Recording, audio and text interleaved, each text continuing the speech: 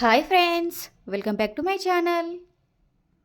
పక్క కొలతలతో పరమాన్నాన్ని చేసి చూపిస్తున్నా. ఖచ్చితంగా ఇలా ట్రై చేయండి. చాలా అంటే చాలా బాగుంటుంది. దానికోసం ముందుగా 1 గ్లాస్ బియ్యాన్ని తీసుకున్నాను.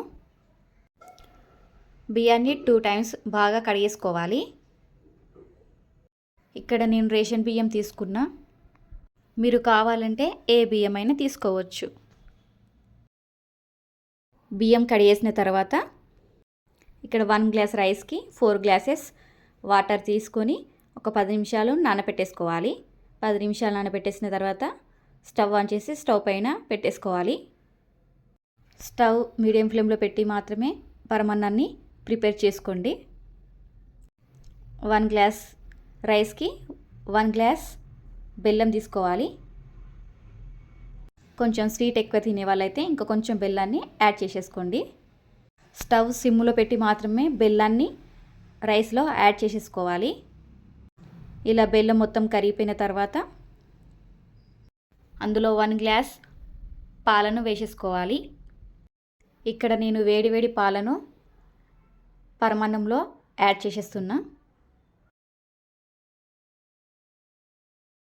పరమాన్నం ఇలా చేయడం వలన పాలు విరిగిపోవడం, గట్టిగా అవ్వడం అనేది ఉండదు. తర్వాత ఇక్కడ నేను ఇలాచీలను తీసుకొని ఇలా ఒకసారి దంచి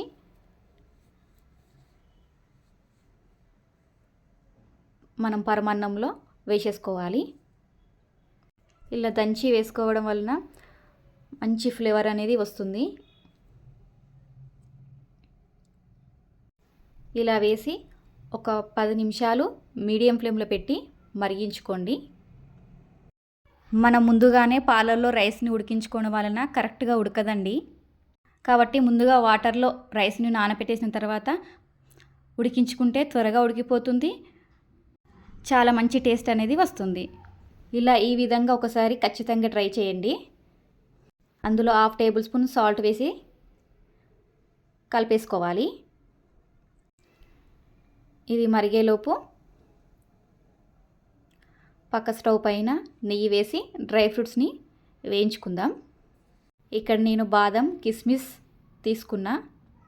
ఇవి దోరగా వేయించుకోవాలి. వీడియోని స్కిప్ చేయకుండా చూడండి. అలా అయితేనే నేను ఏ టైంలో ఏమేమి ఇంగ్రీడియంట్స్ వేసాననేది కరెక్ట్గా అర్థమవుతుంది. స్కిప్ చేసి చూస్తే మీకు ఏమీ అర్థం కాదు. కాబట్టి స్కిప్ చేయకుండా వీడియోని చివరి వరకు పూర్తిగా చూడండి. ఇలా దోరగా వేగిన తర్వాత మనం పరమాన్నంలో యాడ్ చేసేసుకోవాలి. ఇక్కడ పరమాన్నంలో వేసేది క్లిప్ మిస్ అయిందండి. పరమాన్నంలో యాడ్ చేసిన వెంటనే స్టవ్ పై నుండి దించేసి ఒక సర్వింగ్ బౌల్లో సర్వ్ చేసేసుకుంటే ఎంతో టేస్టీ పరమాన్నం రెడీ. ఓకేనండి, బాయ్.